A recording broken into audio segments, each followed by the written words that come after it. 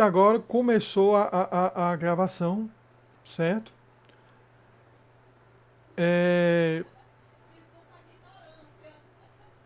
Voltar aqui, câmera, só para a gente se apresentar um pouco a aula de hoje. 24 de março, nós vamos continuar falando das tarefas, né?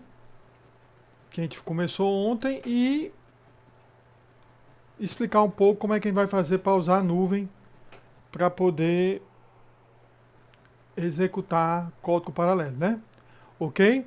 Então deixa eu só bloqueando aqui um pouco a câmera, né? Para a gente não ficar gastando. Bem, nós ontem falamos da como nós podemos influenciar, né, a distribuição de iteração entre as threads de um laço paralelizado com parallel for. Ok? Certo?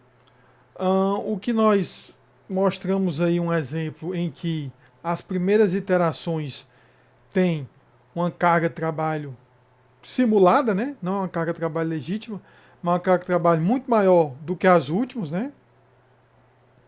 Nós adicionamos aí uma diretiva que é a Schedule Runtime na definição do for, e ao configurar a metodologia de escalonamento na variável de ambiente o MP Scheduler, ao executar o programa, o laço ia ser distribuído de acordo com a heurística de escalonamento que a gente escolheu, né? Ok? Aí fizemos aí cuidadosamente aí alguns exemplos, né? Mas só enfatizando, não avançamos muito na questão da tarefa, mas enfatizando que você tem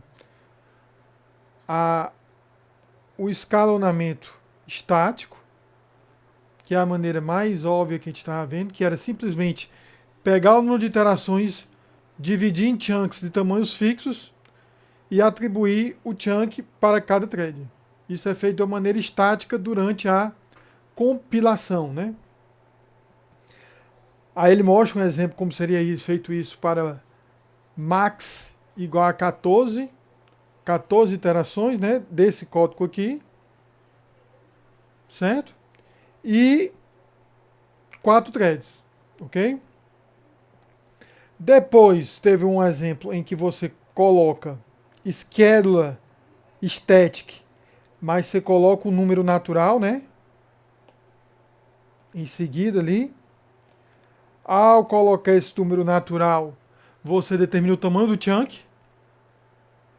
Ok? No caso que o static não tem um número, ele tenta dividir para o chunk ficar com o número pela quantidade de threads, né? Ficar no máximo diverge em 1 lá na quantidade de iterações, né? Aqui não, aqui eu pude controlar, dizer, olha, tem que ser tamanho 2 do chunk. Ok? E depois, como é que é distribuído isso? Em round e robin. Certo? Nós mostramos aí como é que ficava a execução. Ok? Também fizemos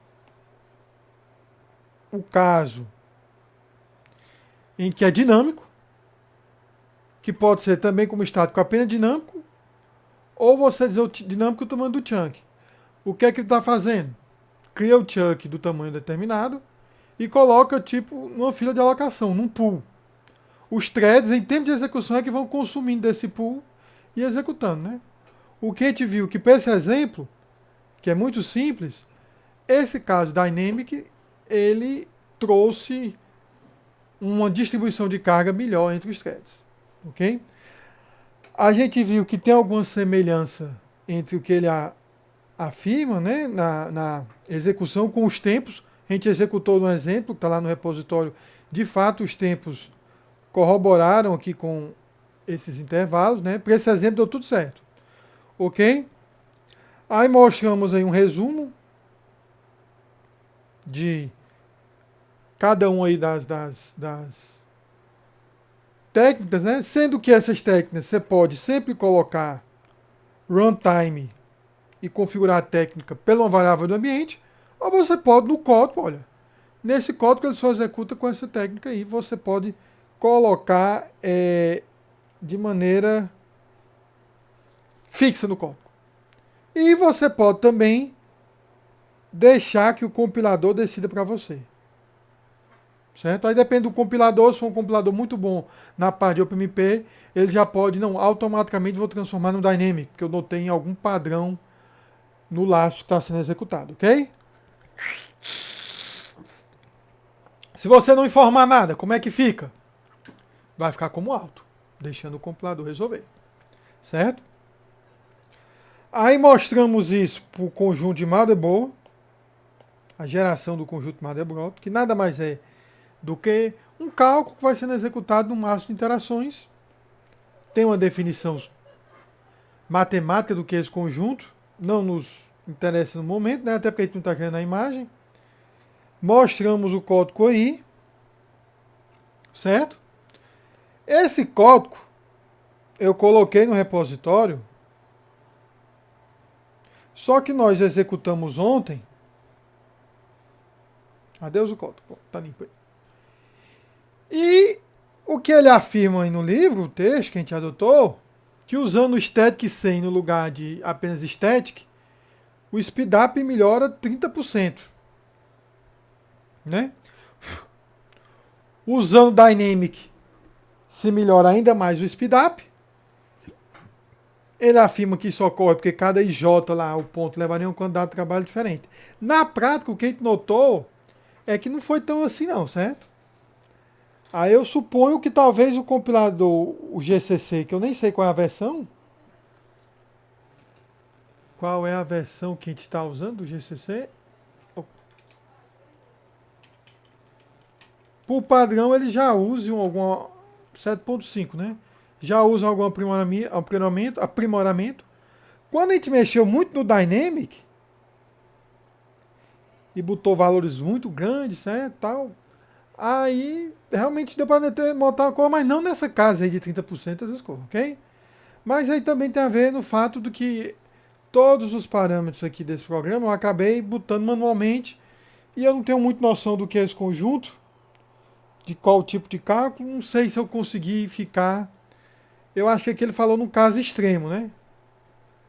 Talvez brincando um pouquinho mais lá no código, que a gente consiga chegar a alguns casos em que o speedup fosse realmente tão grande, ok? Deixa eu ver aqui, ninguém mais pediu para entrar? Não. Indo adiante, vimos isso aqui, chegamos mesmo no assunto mais novo, né, mais recente, porque até agora a gente estava terminando os laços paralelos, né? São as tarefas, certo? Tarefas que no inglês, óbvio, são as tasks, né? Quando eu faço a paralisação dos laços, né, tem uma divisão de trabalho, né? Aquela parte de eu ter botado OMP paralelo, que cria a região paralela, são criados threads, né? E aquela parte que eu coloco, como eu disse, ó, quem é que cria o thread? A parte OMP paralelo. Opa! Alguém pediu para entrar aqui. O Carlos. Opa! Ih, rapaz. Eu neguei. Peça de novo, Carlos.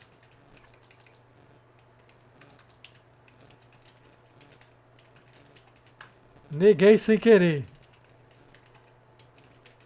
Acontece, né, gente? Eu ainda vou ver como é que faz para deixar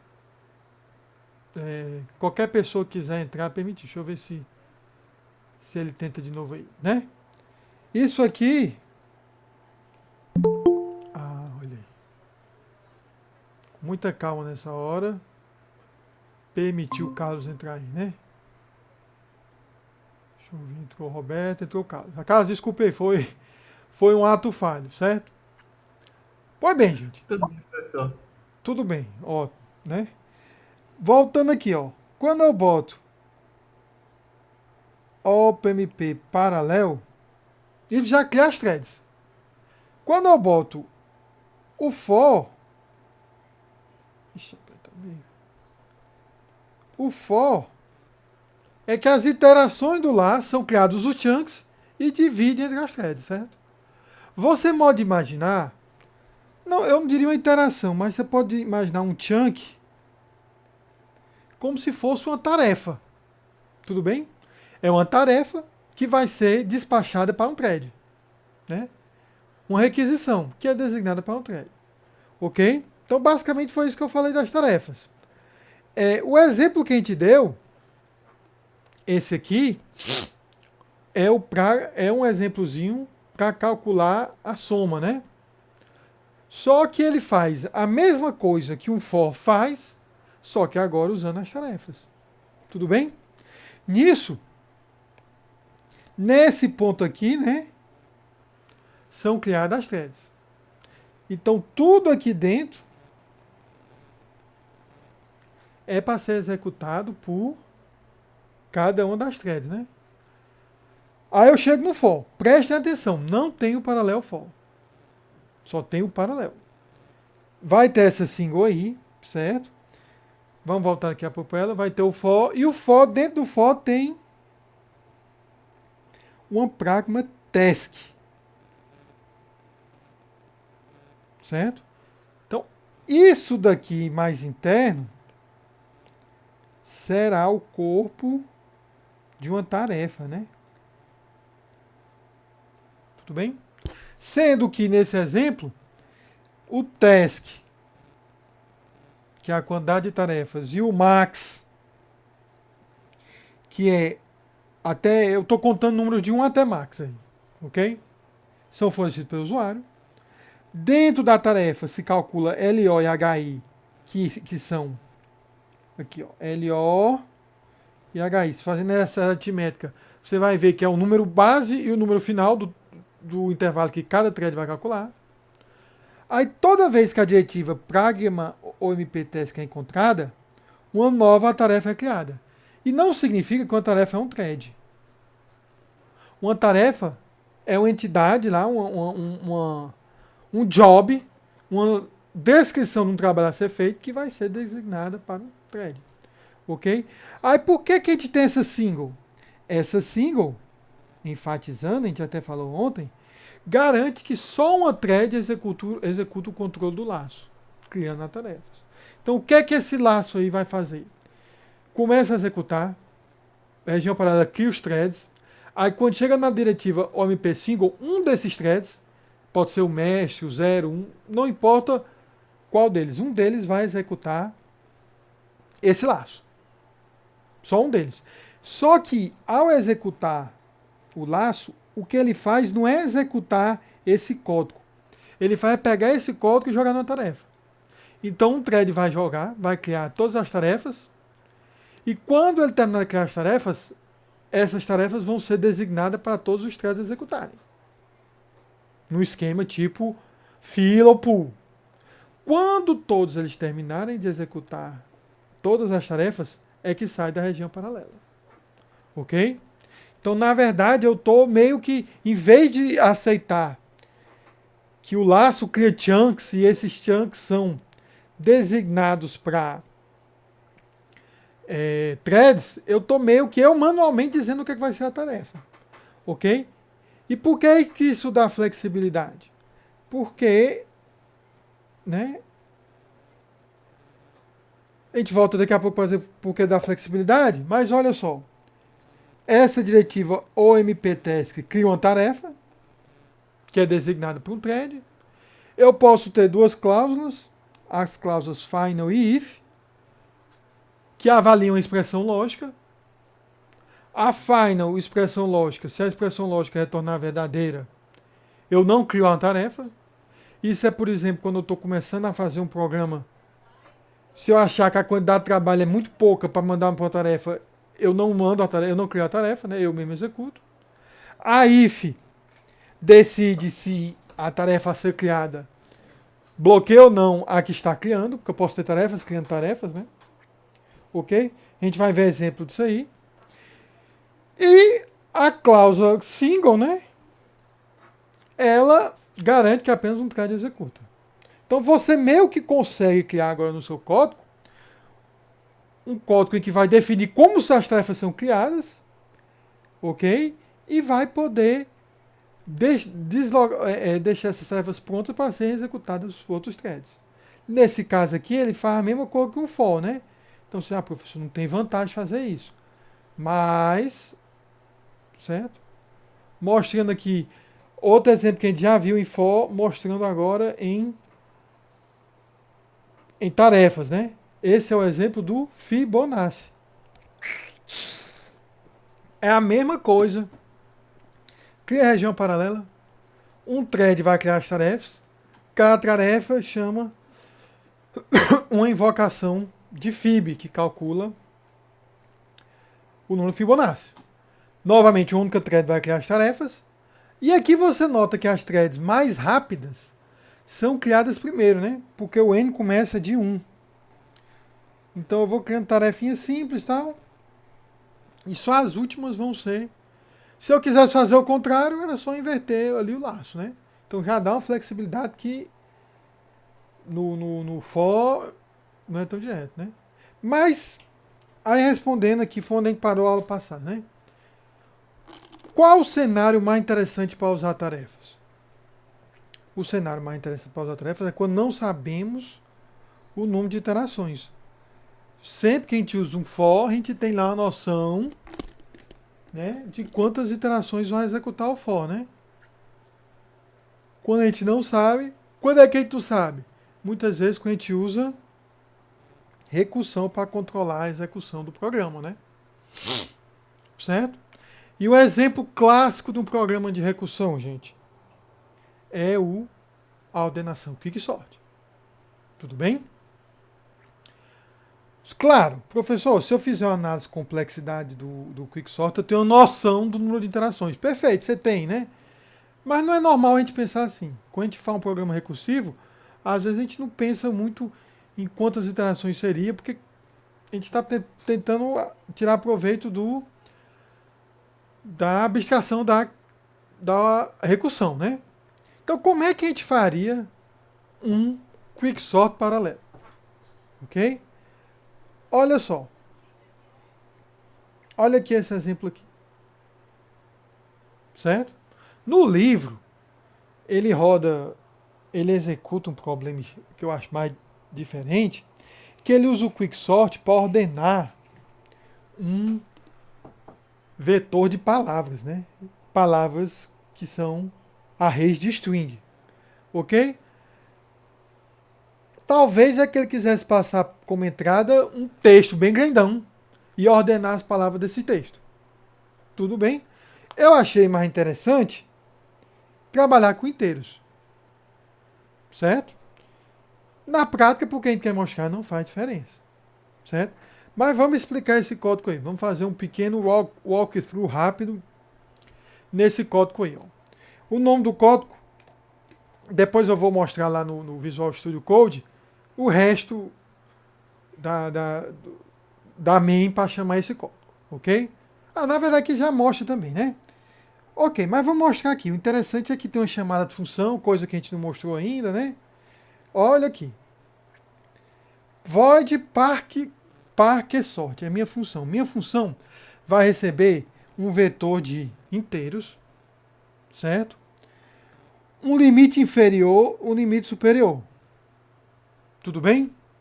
E uma função. Isso é a maneira de passar um ponteiro para uma função em C, né? O que é que essa função faz? Essa função retorna 0 se os dois argumentos forem iguais. Tudo bem? Essa função retorna menor que 0 se esse argumento for menor do que esse. E essa função retorna maior do que 0 se esse argumento for maior do que esse. Ok? Isso é um padrãozinho em que você quisesse fazer uma quicksort para fazer outro tipo de comparação, sei lá, no inteiro. Faz mais sentido no caso das palavras, que eu podia fazer. Quando é uma palavra, tem vários tipos de comparação, né? Eu podia fazer uma comparação pelo tamanho da palavra, pela ordem lexicográfica da palavra, né? Pelo primeiro caractere. Ok, mas aí Eu transformei em inteiro para ficar mais fácil de mexer. Ok? Então, o primeiro teste, ela é uma função recursiva. Como é que funciona a Quicksort? A Quicksort tem lá um vetor, né? Escolhe um pivô, né? Que eu acho que a gente chama, um P de pivô, certo? E parte daqui para cá, né? O que é que ele parte? Vai comparar isso aqui com isso aqui, né? Se o que está aqui do lado direito for menor do que o pivô, né? Ele vai trocando. Mas peraí. Ele troca de posição. Ele vai trocando de posição, né? Troca isso. Vai colocando o que é maior do pivô para esse lado e o que é menor do pivô para esse lado. Ok? Mas a primeira coisa que ele faz é ir descendo aqui até achar um que seja menor do que o pivô. E aí subindo aqui até achar um que seja maior do que o pivô. Quando acha, faz a troca. E vai continuando, né? Até ele chegar aqui no meio, no pivô, e não ter mais fazer troca. Quando ele chega no meio, o que é que ele faz? Ele chama o Quicksort de novo para as duas bandas do vetor. Em teoria, todo mundo aqui é maior do que o vetor. Em teoria não, tá garantido, né? E todo mundo aqui é menor. Aí ele faz o mesmo processo de novo. Pega isso aqui para ser o pivô, né? E vai até achar um maior do que um menor do que o pivô. Vai até achar. Aí troca. Mesma coisa. E vai fazendo essas trocas, divide de novo, né? Enfim, eu acredito que todo mundo fez uma cadeira aí. Eu nem sei onde é que veio isso, né? Eu acho que eu cheguei a ver isso na minha versão de FUP. Mas eu acho que hoje em dia as pessoas têm mais noção e deixam para ver isso numa cadeira de complexidade ou de estrutura de dados. Ok? Beleza, professor. Então vai dividindo. Detalhe. É tudo. Essa banda, gente, não são novos vetores alocados, né? O que ele faz é passar o índice que é para o cara trabalhar no vetor, né? Que são esses valores de LO e RAI. Aqui seria um LO e um RAI desse caso. O LO e o RAI desse caso. Ok? Perfeito. Serialmente todo mundo entende aí o que é que está ocorrendo. Como é que eu faria para paralelizar? Bem, a intuição diz que logo no que eu encontro a primeira divisão, eu mando isso para um thread e isso aqui para um thread. Ah, mas divide de novo. Manda isso para um thread. Mas só que se eu fosse, eu poderia, olha uma mudança que eu poderia fazer. Dividir somente até o número de partições ser igual ao número de threads, certo? Dentro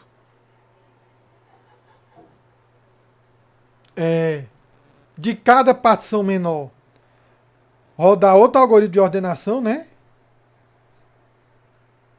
Mas não daria certo. Depois tentar consolidar isso aí. É outra maneira de ser feito. Ok? Mas como é que ele faz aqui? Ele vai, até certo ponto, dividir uma partição de um determinado tamanho, que a gente vai ver aqui. E cada uma dessas, gente, vai ser uma tarefa. Tá entendendo? E essa fila de tarefa, quando elas forem criadas, despacha para os threads executarem. Certo? À medida que isso vai sendo feito, isso vai ordenando o vetor. Ok? Professor, essa é a melhor maneira de fazer ordenação série ou paralela? Não. Existem outros algoritmos paralelos melhores para ordenação. Ok? Qual é? Eu não me lembro. Ok? Eu tenho aqui dizendo num livro que o cara prova porque que um é melhor. Certo? Mas depois eu posso passar a vocês. Mas aqui é mais um exemplo. Tudo bem? Eu vou só apagar aqui, porque eu acabei entrando aqui no código. Apagar aqui, né? E vamos voltar a entender aqui o código. Certo? A parte que ele faz o trabalho de encontrar alguém do lado direito que seja maior do que o pivô e alguém do lado esquerdo seja menor do que o pivô, está aqui, ó. Tá vendo? Certo? Ele primeiro, onde é que ele trabalha no vetor? Ele vai trabalhar entre LO, entre o índice LO e o índice HI. Quem é que ele escolhe para ser o pivô? O valor que está no meio da partição. É o valor médio? Não, é o valor que está no meio. Eu não sei nem, eu tenho nenhuma ideia. Eu botei ali as partições bonitinhas, mas elas podem ficar todas enviesadas. Uma partição muito maior do que a outra. Nós não temos como prever, né? Professor, mas tem uma maneira melhor de definir o pivô? Gente, tem estudos e mais estudos aí de quicksort, né? Ok? Nós estamos mostrando esse exemplo, né? Perfeito. Achei o pivô. Aí, enquanto L for menor ou igual que H.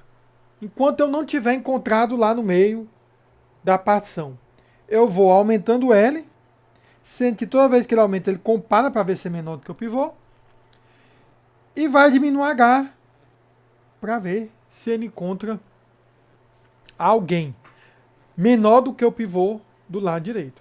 Quando encontrou, e com certeza L é menor ou igual que H, o que é que eu faço? Uma simples troca de posição. Isso é uma troca de posição. Boto um cara num tempo, né? Depois que eu faço isso, eu incremento de novo o L e o H, porque pode ter várias vezes antes de chegar no pivô, né? Beleza? Perfeito. Fiz essa troca. Cheguei no pivô, vou ter que fazer as ordenações das partições. Beleza. Aí nós entramos nas duas chamadas recursivas aqui do quicksort. Professor, o senhor está botando logo um MP task. Lembre-se, tem que estar dentro de um paralelo. Então nós vamos supor que quando for chamada a primeira invocação, vai ser chamada dentro de uma região paralela. Certo? Perfeito? Só que eu coloco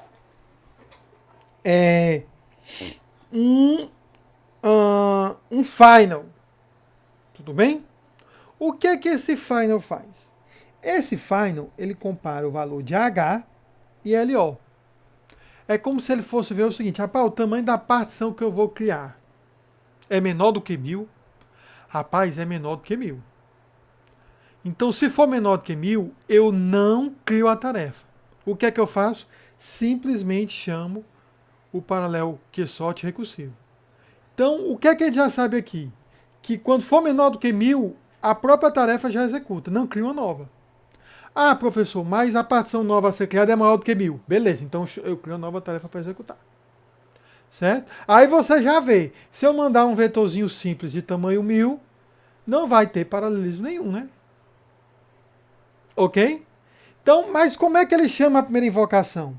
Ele vai chamar o mesmo vetor de dados, né? O limite inferior e o limite superior foi onde ele achou a última vez o maior, né? E a mesma função compare aí. Qual é a outra partição? O L e o outro limite superior. Também só vai criar se for maior do que 1000. Certo? Então ele executa alguma parte da ordenação, vai criando tarefas. Então várias tarefas vão sendo criadas e elas vão ficar na fila e vão ser capturadas pelos os threads que existem. Mas professor, daria para fazer com parallel for? Complica, porque aquele while ali, a gente não tem como saber quantas vezes vai entrar naquele if ali, né? Fica um pouco difícil. Então, dá para transformar? Dá. Existe versão do quicksort iterativa. Ok? Mas começa a ficar uma coisa que não é naturalmente como a gente vê o quicksort, né? Ok? E só lembrando que dentro da função main, quando eu for chamar esse código, eu vou ter que estar dentro da região paralela. E eu tenho que ter essa pragma aqui single para ser só ser criado uma primeira tarefa, né? Eu vou criar a primeira tarefa, que é quando chamo com o vetor completo o limite extremo. Depois é que as outras tarefas são criadas, né? Então você pode até imaginar uma árvore de tarefas, né? Vendo tarefa mãe, criando o pai, né? Criando as tarefas filhas e por aí vai. Tudo bem?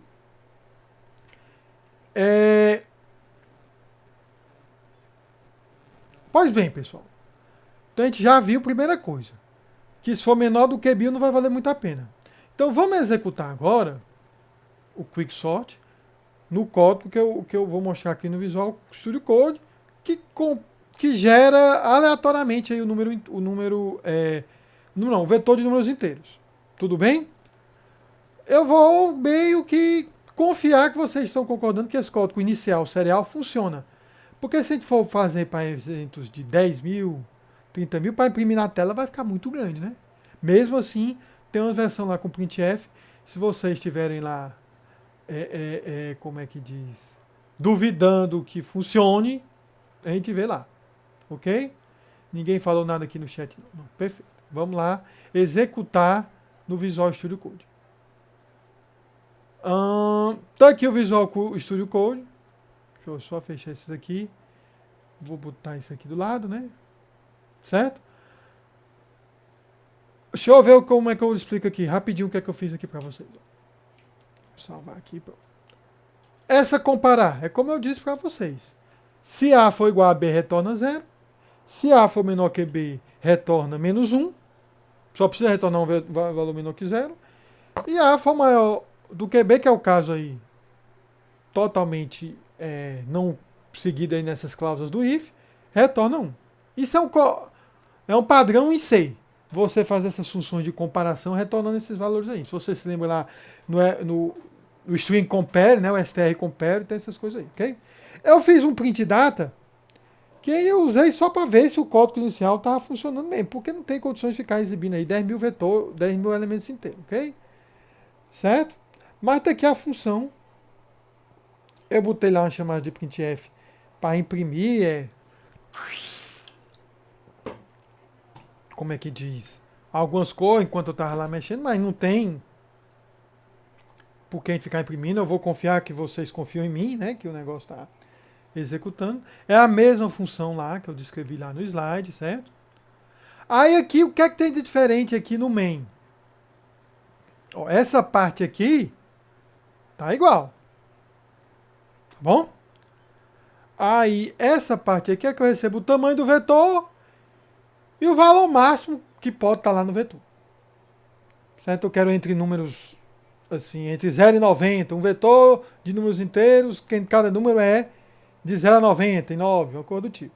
Certo? Eu aloco o vetor e gera aí aleatoriamente, né? Grosso modo é só para gerar aleatório, né?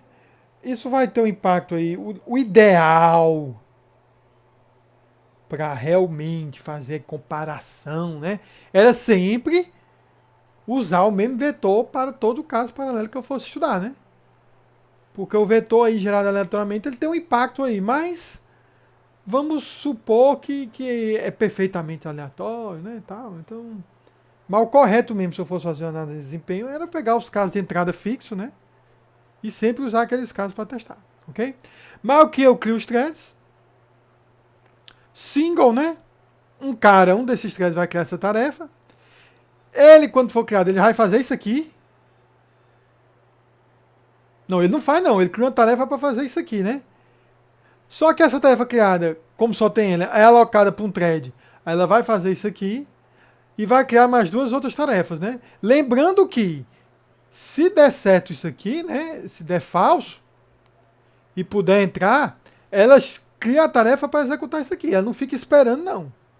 Para ficar esperando, teria que ter aquele if e outra condição. Então as tarefas são disparadas, são criadas e vão sendo aí, né? Ok? Vamos entrar aqui.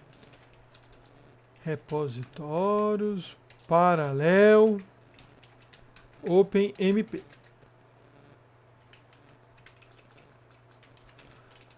Eu vou remover esses que eu criei. Só para criar de novo aqui, paralelo. Como é que eu criaria uma versão serial? É quicksort, é quicksort. Quicksort. Menos O quicksort. Ok?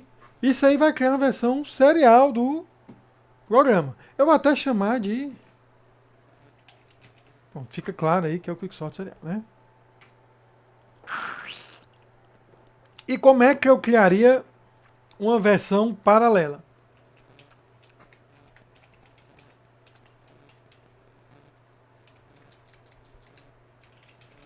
Tá vendo aí? Perfeito. Certo? Muitas vezes, quando eu criava, eu ficava na dúvida, rapaz, será que chamando sem o UFMP, magicamente o compilador, ao ver os pragmas, não ativa? Como é que eu tenho certeza que o código é serial? Certo? Olha, se você for aqui, certo? E executar o comando ldd ./quickport serial. O LDD mostra quais são as bibliotecas compartilhadas do sistema que o binário no Linux está chamando. Certo? Ou está chamando não, está ligado. Se eu botar no serial, existe aí praticamente a libc, né? Ó. Certo? Essas outras duas aqui são cor do sistema mesmo. Mas aqui é a libc, né?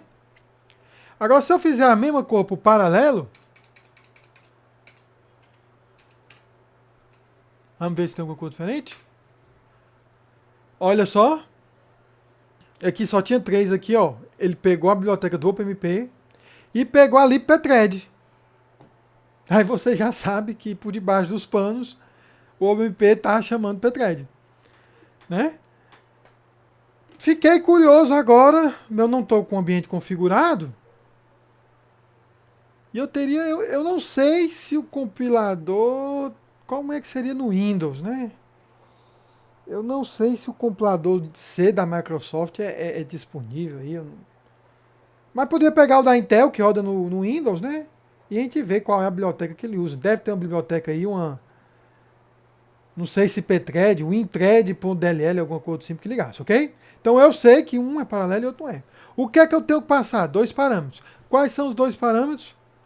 O tamanho do vetor e a faixa. Isso aqui não vai ter impacto, eu acredito.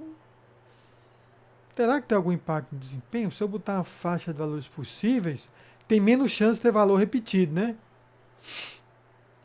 Um vetor array com muito número repetido tem algum impacto no desempenho do quicksort?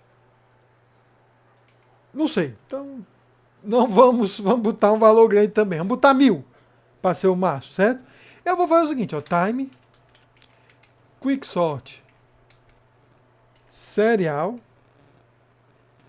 certo? Eu vou botar, se lembra que aquele 100, né? 10 a 10. Ok? Então isso aí eu vou criar 10 não, entre 0 e 9 aí os valores. Se eu fizer isso, não vai fazer diferença, né, gente? Na verdade fez. Não, peraí. Ah, que susto se fizesse, hein? Eu acho que eu chamei assim, deixa eu ver. Eu não compilei, não? Paralela. Paralela. 17, né? E o serial. Mesma coisa. Porque realmente, por causa dessa cláusula aqui, né? Não está criando nem muita tarefa. Certo? Agora vamos começar a aumentar. Eu quero ver. Vamos atrás de um serial aqui. Eu deixar isso aqui com 1000. 35 segundos, né? 10.000. Foi muito rápido. 100.000. 40, né? 100 mil tá mais ou menos naquela faixa, né? 40. Depois de 100 mil, 1 milhão. Deu mais, né? Mas 1 milhão, se eu botar mais um zero, acho que vai ficar muito longe. Ó. Opa! Ah, perfeito. Perfeito, porque eu botei. Eu nem sei quanto eu. 10 milhões, né? Certo? Então 10 milhões já deu um tempo assim que não é trivial. 2 segundos, né? Ok? Vamos executar mais umas 3 vezes? Realmente tá naquela casa 2 segundos e meio, né? Tudo bem? Vamos botar a versão paralela. A versão paralela vai usar quantos threads? Essa máquina que eu estou usando tem 4 núcleos mesmo físicos, não é nem com hyperthreading. Então vamos supor que pelo menos diminui alguma coisa esse desempenho aí, né? Vamos torcer para isso aí. Vamos lá. Opa! Vamos ver de novo? Parece que está constante, né? Ó. Então eu tive um speed up aí do dobro desse. Opa! Subir mais um pouquinho. Pronto. Vamos usar o real, né? Desse para esse. Teve sim. E teve o tempo user, é até maior, porque agora o user está contando 2 vezes o tempo de cada thread, né? Ok? Então, realmente, você nota aí que na versão paralela deu um speed up até bom, né? Eu não sei se está usando todos os cores, né? Porque eu estou dando esse WSL aí, mas você nota que deu uma melhoria de desempenho aí, numa boa. Ok? Só lembrando aí, qual foi o caso que a gente... Foi o seguinte... Vamos aumentar, tá dando na casa de 1 segundo, 1.2 segundos. Vamos aumentar isso aqui? Será que isso... Porque essa parte aqui é constante, né? Ó. Pela lei lá de Amdahl, isso aqui é constante. Isso não é para afetar nada. Vamos ver se mudando aqui dali tem algum impacto. Parece ter piorado. Vou aumentar mais ainda. Mas não tem esse... Não sei se fica o número mais disperso. Ele deve achar para fazer isso aqui, ó. Será que ele acaba executando mais isso? Bem, isso aí são mais questões do... como é que a gente diz? Da natureza do Quicksort. Ok? Agora fica uma pergunta. Certo? Aqui está todo mundo compartilhando os dados, o data, que são o vetor dos dados. Aí você imagina, professor, e a redução? Como é que eu faço redução em tarefa? Porque a redução do for é fácil. Você bota reduction mais 2 pontos o nome da variável.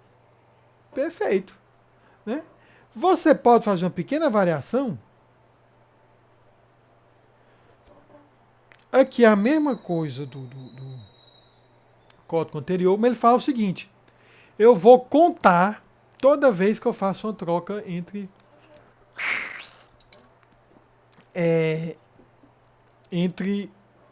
um número e outro na posição. Vou contar. Certo? E a função QSort retorna um valor que vai ser inteiro. Né? Aqui ele inicializa count. E aqui, toda vez que ele faz uma troca, ele vai aumentando, né? Certo?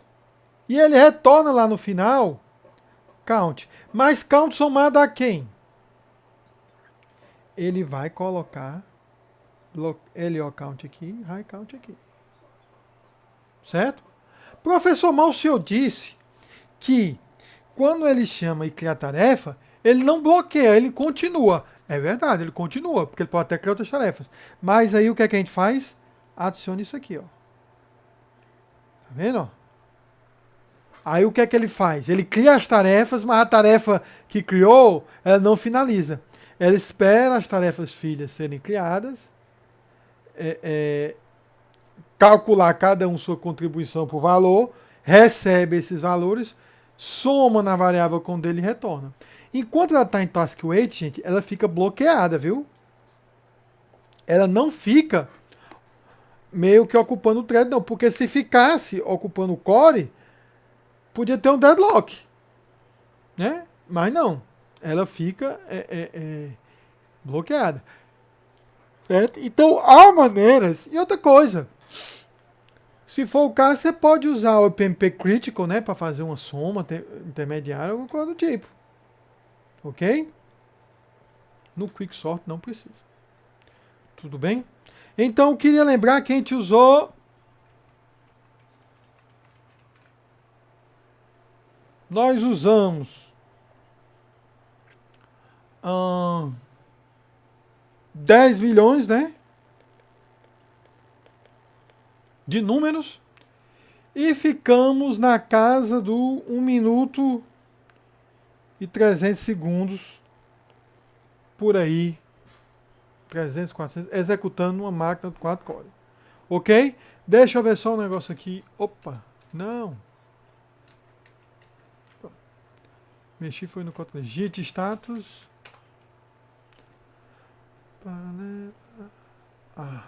Eu vou fazer aqui TADD Quicksort.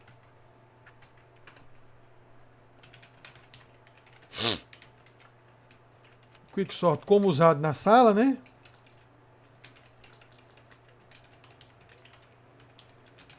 Na sala não, na aula, né? Tá cada um em casa aqui. Dá um push. Vão ver meu usuário, mas não vão ver minha senha, eu espero, né? Seria uma gafe muito grande deixar a senha gravada. Se eu conseguir acertar, né? Vamos ver aqui. Professor, pelo barulho do teclado, um hacker pode capturar sua senha. Dizem que tem isso mesmo, né? Ok, gente. Vamos...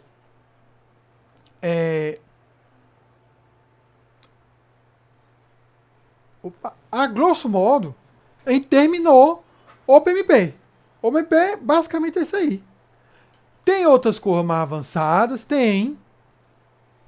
Tem as sections, certo? Mas a gente vai ficar vendo inicialmente essa parte do... até as tasks, que já dá pra gente resolver muito problema. Ok? Se você for pensar nos problemas paralelos que a gente vê mais básicos, tudo isso aí já resolve. Já facilitou e tudo mais. Vamos agora fazer o seguinte. Eu mandei para muitos de vocês aí a inscrição da Classroom do AWS Educate. Tudo bem? Vamos ver como é que a gente usaria a infraestrutura da AWS para executar esse código aí do Quicksort usando uma máquina com 8 cores. Tudo bem? O que é que a gente vai fazer? Certo? Eu vou usar aqui esse endereço aqui, né? Ó, awsamazon.com educate. Quem me passou o e-mail e já se inscreveu, já tem esse e-mail, né? Vamos fazer login no AWS Educate. Tudo bem? Login. Vai vir para essa tela aí, né? É um site assim, você nota, ele é um pouco rudimentar. Ele não é um site muito bem feito como o resto da Amazon, não. O design, tudo, ele é meio como se fosse assim, um bolsista da Amazon que tivesse feito. Mas dá para usar, certo? O que é que eu vou fazer? Eu vou cadastrar com um e-mail fantasia que eu criei, como se fosse o e-mail de um aluno. Só que não é do domínio alu, certo? É do domínio quixadá.fc.br. Mas eu escrevi do mesmo jeito como eu escrevi o resto de vocês. Então, quem conseguiu fazer o cadastro com sucesso, vai ver isso aqui da mesma maneira. Ok?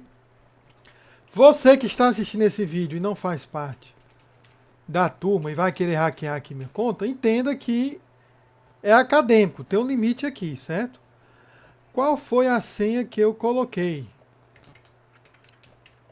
Vamos tentar aqui, ó. Vou fazer o login. Pronto, acertei de primeira.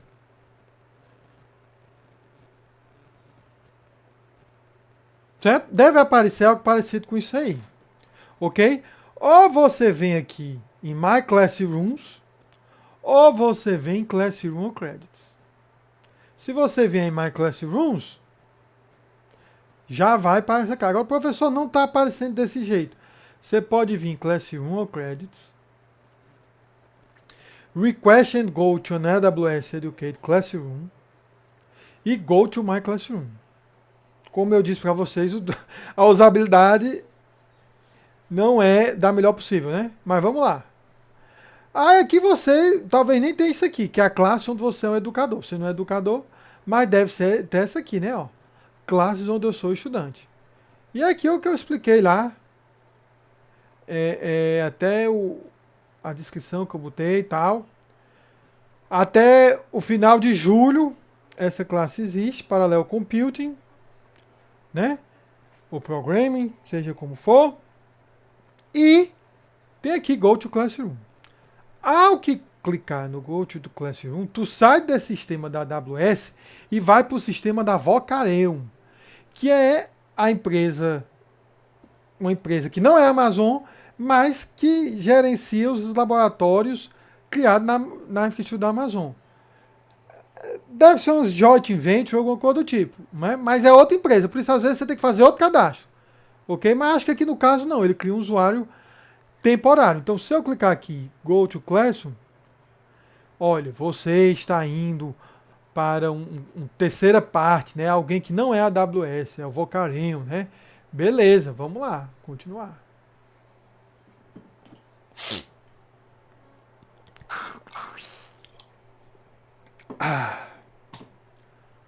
Vai demorar um pedaço aí, porque como eu disse, tá indo para outro sistema. Surgiu essa tela, certo? Aí tem várias coisas aqui que você pode, perguntas básicas e não precisa se preocupar, certo? Quais são os serviços? Então vai usar muita coisa da Amazon. Então você não precisa, mas caso você esteja lá curioso e está mexendo aí, você vai ver que tem umas dúvidas aí, né? Eu posso usar FPGA? Não, infelizmente não pode. Ok? Tudo bem? Aí você tem duas coisas. Se eu clicar aqui em AWS em Account Details, vai aparecer. Eu não vou clicar porque está gravando, eu vou botar no YouTube. E apesar de eu achar que isso é temporário, que toda vez que eu crio uma sessão muda, mas são informações que eu posso usar para configurar a linha de comando da AWS para usar no meu sistema por linha de comando. Não precisamos mexer nisso. Nós precisamos mexer aqui, ó, no console da Amazon. Ao clicar aqui, ele vai bloquear o pop-up. Mas eu venho aqui, eu estou usando o Firefox, não sei como é que é no Chrome e tal. E boto para mostrar. Deixa aparecer aí. Pronto. Apareceu aí. Certo? Ok? É muita informação, né? Mas lembre-se, a maior parte da informação que eu poderia acessar aqui já está resumida aqui, que seria o que eu acho mais interessante, que são os créditos, né? Que você tem $100 aí, que é muita coisa, viu, gente? Certo? Vamos fazer o seguinte. Professor, tem muita coisa aí, certo? Muitos serviços. Nós não vamos mexer muito nisso aí. Nós vamos clicar aqui, ó, em executar uma máquina virtual. Mas caso não apareça desse jeito idêntico aí, você vem em serviços EC2. É o primeiro. Serviço de computação. Ok? Nós vamos clicar aqui.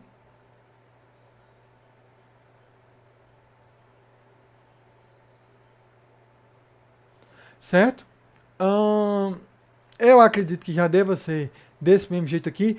Vive mudando o visual, né? É muita informação. Parece um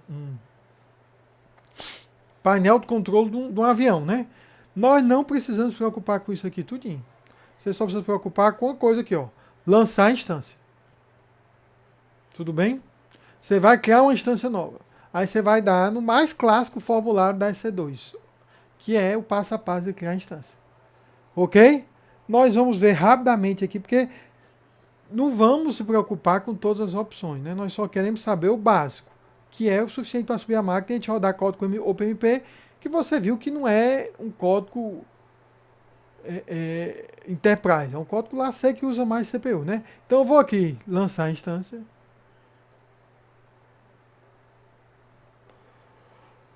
A primeira coisa é a imagem que você vai usar. Tem várias opções, certo? Qual é que eu sugiro usar? Use essa Ubuntu 18.04 na arquitetura x86 64 bits. Ah, professor, não podia ser... O que é esse M-Linux? Esse M-Linux é baseado no Red Hat. Aí tem SUSE. Tem outras aí, né? Cadê aqui? Tem o Windows, né? Não precisa se preocupar isso. Então, nessa primeira opção, você simplesmente procura um Ubuntu 18, verifica que está x86 64 bits e seleciona. Aí aqui vai estar como se fosse a configuração do hardware virtual. Tudo bem? Por padrão, ele bota essa aqui que só tem uma CPU e 1 GB de RAM. Mas nós queremos rodar umas coisinhas mais complicadas, né? Podia criar essa de 4, mas vamos criar essa aqui com 8, que era o que a gente tinha lá na máquina, na nuvem, antes de papocar, né? Vai ter 8 CPUs virtuais, né? Mais vale como a nossa CPU. E vai ter 32 GB de RAM. A gente nem precisa desse 32 GB de RAM, mas o que está colocando. Professor, eu quero criar uma máquina com 16. Não, com 1. Deixa eu ver aqui. Pronto, essa aqui. 16 core. Eu acho que não dá certo. Porque nesse Educate tem limitações. Aqui, se tu for no Workbench, aí se tu for ver aqui, ó, are there any restrictions? Há algumas restrições. Aí se tu for ver, ele diz aqui, ó, quais são as configurações permitidas. Infelizmente, ele não deixa usar as com GPU. Mas na época que a gente for ver o pincel, eu vou dar um jeito. Ok? Mas a gente vê aqui qual é a primeira que tem 8. Pega essa aqui. Não, ok, 8 GB, desculpe. 8. Não, 8. Essa aqui. T2 2x large. Tudo bem? 8 CPUs, 32 GB de RAM. Próximo, aqui no canto, detalhes. Não precisa mexer nada. Não, mas professor, o que cada detalhe? Uma aula só para explicar o que cada dessas coisas faz. Não precisa. Next, ADD Storage. Não precisa. Deixa. Ah, professor, 8 GB. Onde é que está aqui? 8 GB. É pouco. Você não vai precisar mais do que isso, não. Tudo bem? Não vai precisar. Mas se eu quiser botar até 30, não cobra nada, parece. Ó. Eu não sei se não cobra. Eu acho que não cobra, não. A AWS do que tem pelo menos o mesmo privilégio do Free Trial. Tá. Certo? Mas deixa 8 mesmo, não precisa mais do que isso, não. Tags. Se precisar, a gente cria depois. Tags. A tags é algo para controlar quando você cria vários recursos. É como se fosse uma etiquetadora virtual, né? Você cria um servidor virtual e bota uma etiqueta. Eu sempre gosto de colocar disciplina computação paralela. Aí, não botei nada, professor. Aí não precisa botar nada mesmo, não. A gente só vai ficar criando uma máquina virtual mesmo nessa aula, não tem necessidade. Agora, o que é importante é o grupo de segurança. O grupo de segurança, gente, é o firewall, certo? O que é que eu vou usar como firewall? Poderia complicar, sei lá o que. Vamos criar um novo grupo de segurança. Vamos botar o nome desse grupo de segurança, computação paralela. Firewall. Não pode ter acento na descrição. E deixa isso aí, ó. SSH, porta 22, esse endereço 000 de todo mundo. Ok? Qualquer endereço IP. Então, qualquer endereço IP vai poder se conectar via SSH nessa instância. A gente vai ver a questão de segurança daqui a pouco. Tudo bem? Então, tá aí. Como é que a gente diz? Eu posso colocar outra porta, mas não precisa, gente. A gente só vai entrar lá para executar. Não precisa. Ok? Revisar e lançar. Né? Tá tudo. Aí quando você fizer lançar launch, o SSH está aberto. Qualquer pessoa vai entrar? Não. Aqui tem uma opção que é o seguinte: você vai criar. Não tem aquela chave até que eu criei e vocês entraram no servidor remoto? É o mesmo padrão. Certo? Só que agora, como usuário, a gente não deve ter nenhuma, né? Então, eu vou criar uma nova chave que eu vou dizer que é computação paralela. O que é que eu faço? Baixar a chave. Ó, computação paralela PEN. Ok? Ela é única para você. Você podia botar seu nome. Certo? Podia botar seu nome. Podia botar qualquer coisa que você quisesse. Ok? Eu vou salvar. Eu vou colocar aqui esse diretório. É o diretório lá do meu Linux embarcado no Windows. Computação paralela. E vou botar para lançar a instância. Então, coloquei o firewall para liberar o SSH na porta 22. E quando eu vou entrar, utilizo isso aqui. Vou lançar. Pronto, tá lançando. Aí o que é que ele dá a opção? Ver instâncias aqui no canto.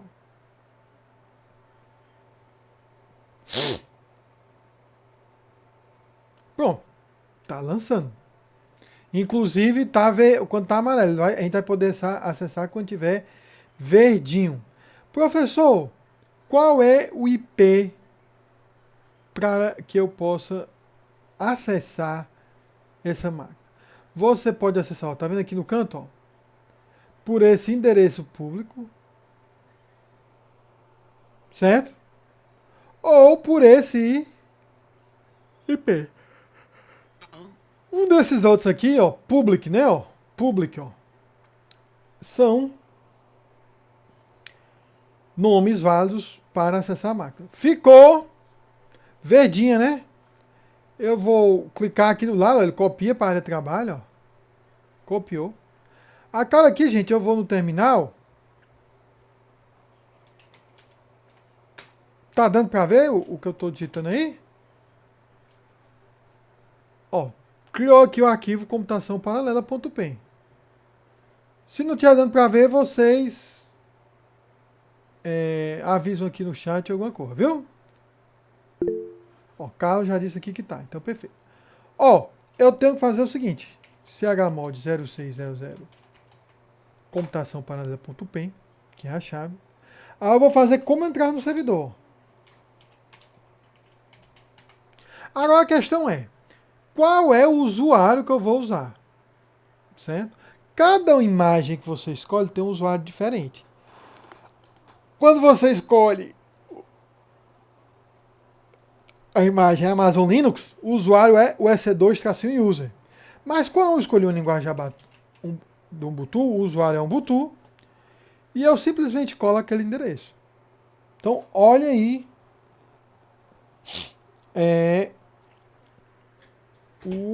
como é que diz? A linha de comando para acessar. Claro que você, quando criar a máquina, essa máquina vai ser um endereço diferente, né? Você pode botar a chave diferente. Um Ubuntu é que sempre vai ser o mesmo. Quando eu colocar isso, ele pergunta a primeira vez yes ou no. Pronto, entrei na máquina. Ao contrário daquela máquina que eu estava disponibilizado, essa aqui eu posso fazer.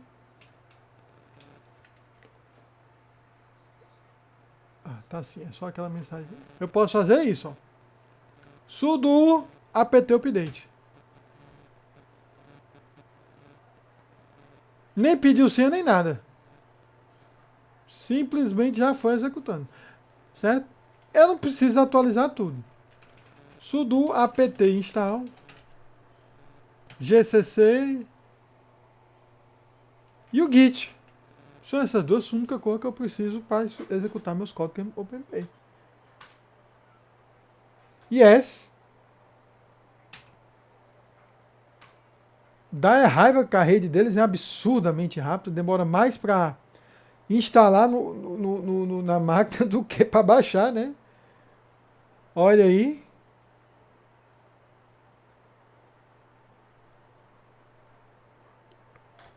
Pronto. Instalei o GCC. Instalei o Git. Aí o que é que eu faço? Git clone. Aí vocês usam o repositório de vocês aí, né? Eu vou usar o meu. Opa, quando não é não.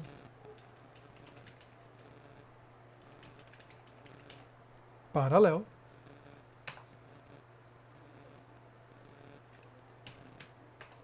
Tá ali, né? Ó, paralelo.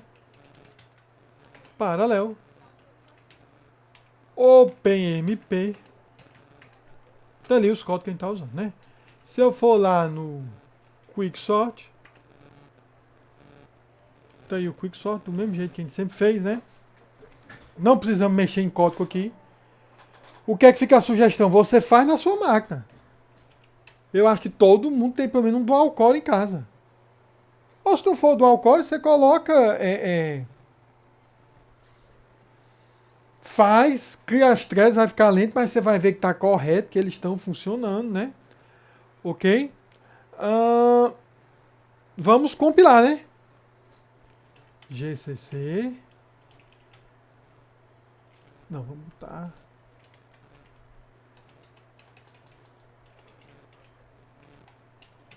Quicksort. Paralelo. Ok? Vamos lá. Compilou. Eu vou fazer o seguinte. Deixa eu ver se tem aqui. Temux. Tem, né? Ctrl B. Percentil. Certo? Ficou duas telas aí. Eu boto uma tela para ser top. E volto Ctrl B, setinha esquerda, voltei para outra tela. Vamos botar um time. Ponto barra Quicksort. Qual era? Quanto é que eu botei? Eu botei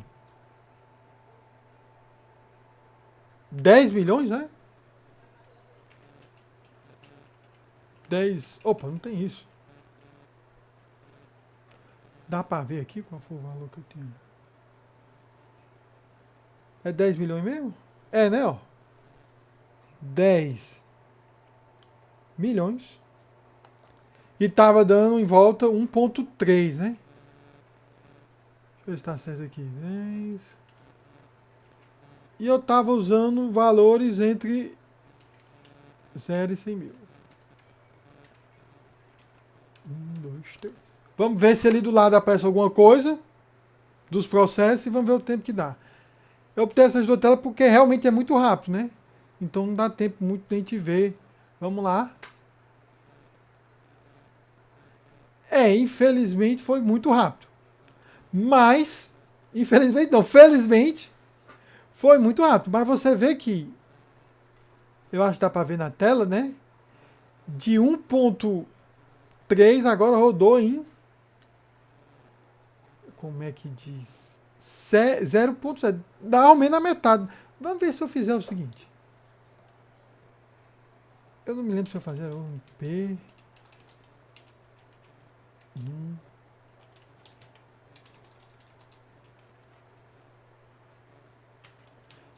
Você estava botando era antes ou... Ah, não. Não dá certo assim não, gente. Eu acho que eu tinha chegado à conclusão que dá certo é exportando.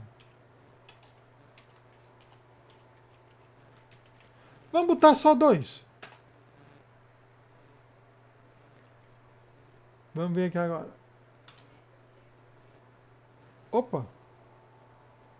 Será que essa variável é OMP num thread ou é OMP, é o plural?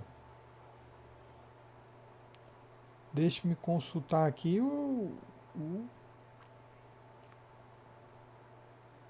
eu acho que é num thread, sabia? Eu tô vendo aqui nos slides. Porque do jeito que a gente fez aí não aconteceu nada, né? Ele não. É num threads.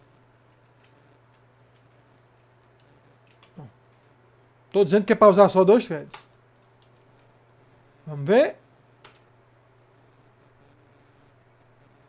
É, piorou, viu? Aí vamos botar 4 threads.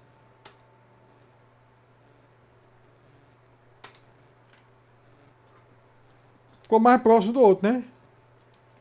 Aí quando eu forço, não, vai ser 8 threads mesmo. Ei, professor. Oi, pera aí, uma dúvida. Diga aí. Não, voltou. É porque aqui pra mim a tela tava congelada. Mas voltou. Voltou, né? Deve ter sido Voltou. Poxa, deixa eu botar exatamente lá o que eu tinha botado. Deu pra ver agora? Deu sim. Pois é, você vê que eu fui aumentando, ó. E foi melhorando. É, até com 2 deu melhor do que tinha dado com 2 aqui, né?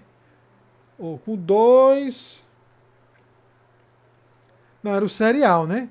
Bem, aqui se for executar serial nessa máquina da nuvem, deve dar melhor mesmo. Porque se eu não me engano, o processador, mesmo sendo virtualizado, é um Xeon antigão. Mas os Xeons tem mais. Eita porra, olha aí. 46 mega de cache, né? Então, realmente, comparado à minha máquina, vai ser mais rápido, mas não tem nada a ver com paralelismo aí, né? É com o fato da cache caber mais coisas, né? Ok? Então, com isso aí, gente, é o exemplo de como fazer a execução. Como é que a gente diz? Brincar ainda na nuvem com a execução de programas paralelos para o OpenMP. Ok? Deixa eu sair daqui que é Ctrl B D. Ah, não. Peraí. Teste. É Ctrl D e Ctrl D de novo. Ctrl D de novo. Pronto, sai. Aí, professor, tá aqui, brinquei, curti e tal. O que é que eu faço? Olha, você sai da instância. Tudo bem? Saiu. Você pode, nesse cenário aqui, clicar aqui, vir aqui, estado da instância, parar ou finalizar. Se você finalizar, tudo que você fez está perdido. É como se tivesse sido deletado, né? Mas quando você para, só stop, né? Porque tem o terminate e o stop, são duas coisas, né? Terminate apaga o disco rígido virtual. O stop simplesmente, como é que a gente diz? Desliga a máquina. Então ela não vai estar usando os cores nem a memória RAM, mas o disco virtual fica guardado, certo? Então, por que eu posso querer dar um stop? Porque o que a gente mostrou aqui é muito simples. Você instala o GCC, que você viu que é rápido, GCC é o Git, e faz o clone do repositório. Não é o fim do mundo toda vez que você for usar fazer isso. Mas se você quer salvar essa configuração para fazer depois, né? Você pode dar só um stop, certo? Ele diz qualquer dado em storage efêmero, né? Memória e tal, vai ser perdido, tudo bem. O que vai ficar guardado é o disco rígido virtual. E as stop. Vai lá.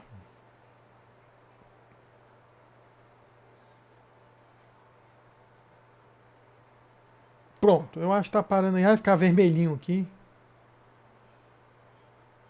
né?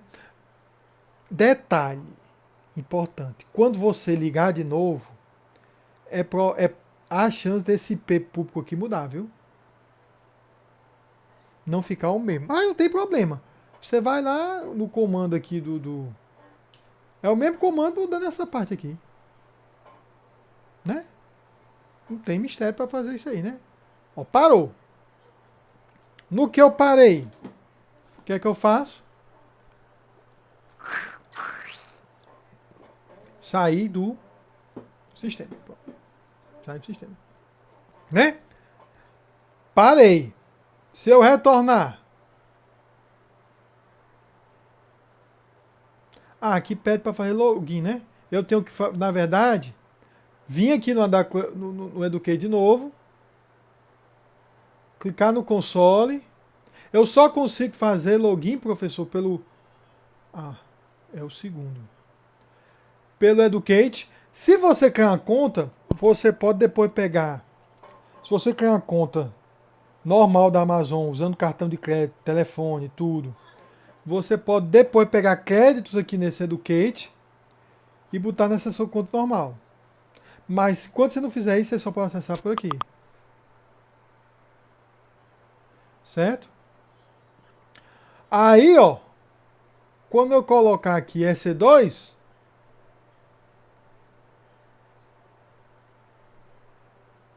e vier aqui em instâncias, tá lá minha instância parada. Né? Ah, professor, ela parada não vai gastar dos meus ricos secretos? Não, se tiver menos do que 30 GB de disco rígido. Ok? Então, não precisa se preocupar, como é que diz? Esse secreto, gente, dá para muita coisa. Certo? Eu nem sei, deixa eu só atualizar aqui e ver se essa brincadeira gastou alguma coisa.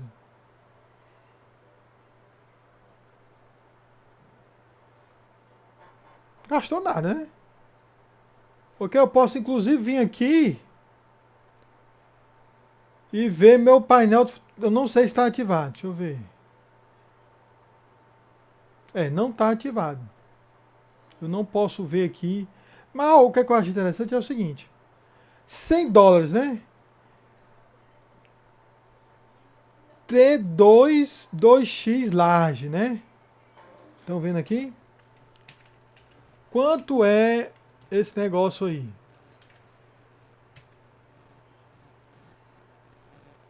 T2 2x large. Vamos ver. Ela é do tipo T2. Essa daqui, mas onde é que está o preço? Sob demanda. T2. Linux, né? A gente tá rodando um Linux. A gente tá usando, por padrão, Norte da Virgínia, viu? Não dá pra mudar, não. Deixa eu ver se dá.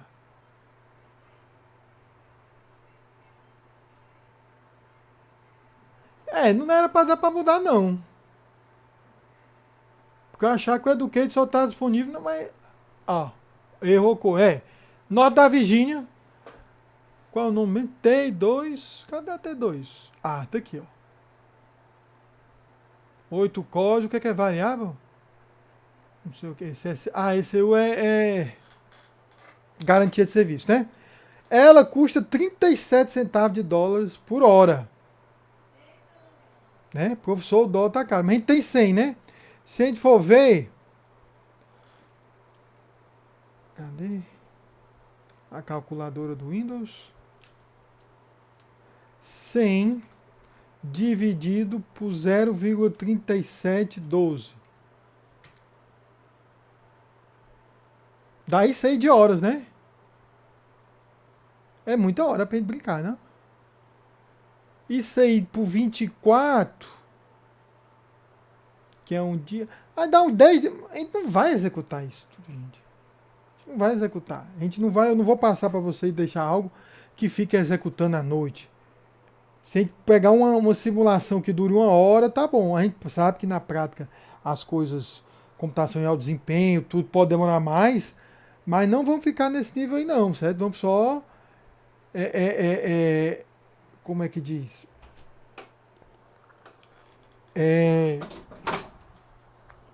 Experimentar, né? Aí se você for ver, teria outras instâncias aí, se eu fosse usando 32, mas a gente não pode nem criar, certo? Deixa eu ver outra aqui. Enfim, tem as coisas, a GPU. Eita, já é bem mais caro, né, uma GPU? Ah, não, tem uma baratinha aqui, ó, P2. Eu não sei se a gente consegue criar, certo? A gente vai ver lá quando a gente for ver a questão de GPU. Se não der para criar no Educate, eu crio uma, pego uma chave, mando para vocês e boto para executar. Porque eu tenho também uns $100. Até recuperei por aqui, botei na minha conta. Aí lá na minha conta tem para criar. Então nós colocamos aí. Ok, gente? Então com isso daí, eu acredito que nós vamos terminar essa aula por hoje. Eu vou parar a gravação aqui. Certo?